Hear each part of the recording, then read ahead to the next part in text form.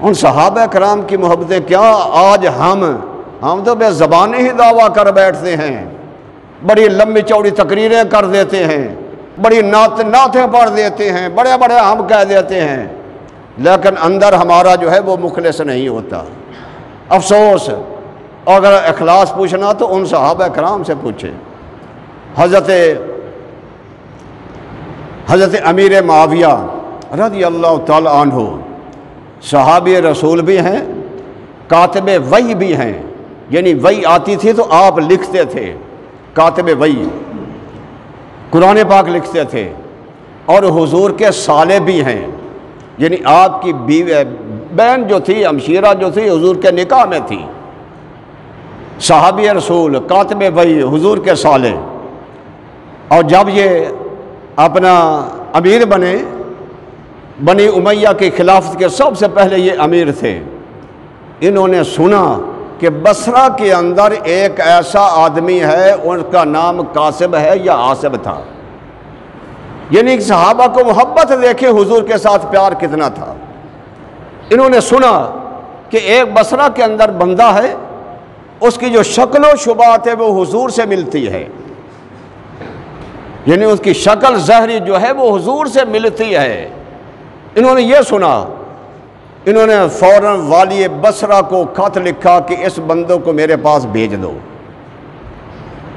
اب وہ جو بندہ آیا، آپ اپنی مسند پر بیٹھے ہوئے تھے، جب وہ سامنے آیا تو آپ اٹھ کر کھڑے ہو گئے، کھڑے ہو کر اسے معانقہ کیا، اس کی پیشانی کو چوما، اس کے ہاتھوں کو چوما اور اپنی مسند پر بٹھا دیا۔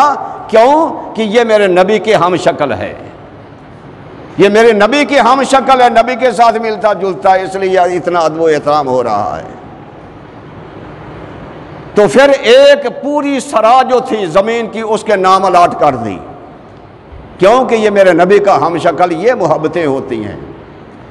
اور بنی مستلق کا جب یہ غزوہ ہوا تو بنی مستلق کا سردار حارث، اس کی صاحبزادی تھی جس کا نام پہلے برہ تھا اور بعد میں حضور نے اس کا جویریہ رکھ دیا، اور یہ بھی سب قیدی ہو کر، وہاں کافی عورتیں مرد قیدی ہو کر حضور کی بارگاہ میں آئے۔ یعنی محبت رسول کی میں بات کر رہا ہوں، محبت کیسے ہیں؟ آج ہم زبانی دعوے کرتے ہیں، وہ ان کی محبتیں کیسی ہوتی تھی۔ اب وہ اپنا حضرت جویریہ، یہ اپنا صحابہ کرام کے اندر جب لونڈیے اور اپنا غلام تقسیم ہوئے تو یہ حضرت ثابت صحابی رسول تھے، ان کے حصے میں آئی۔ تو انہوں نے، یہ سردار کی بیٹی تھی، بڑی خوبصورت تھی، انہوں نے حضرت ثابت سے کہا کہ بھائی ایسا کرو، مجھ سے اتنی رقم لے لو اور مجھے آزاد کر دو۔ انہوں نے کہا کہ ٹھیک ہے، آپ اتنی رقم لے آئیں۔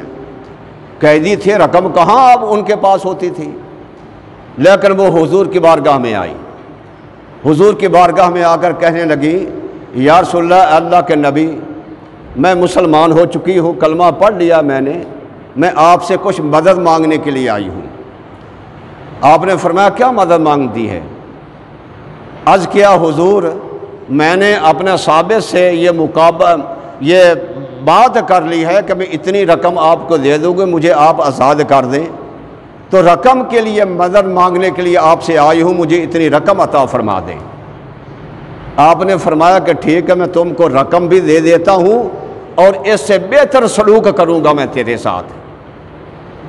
عرض کیا حضور، مجھے رقم تو دے دیں گے، بہتر سلوک کیا ہے؟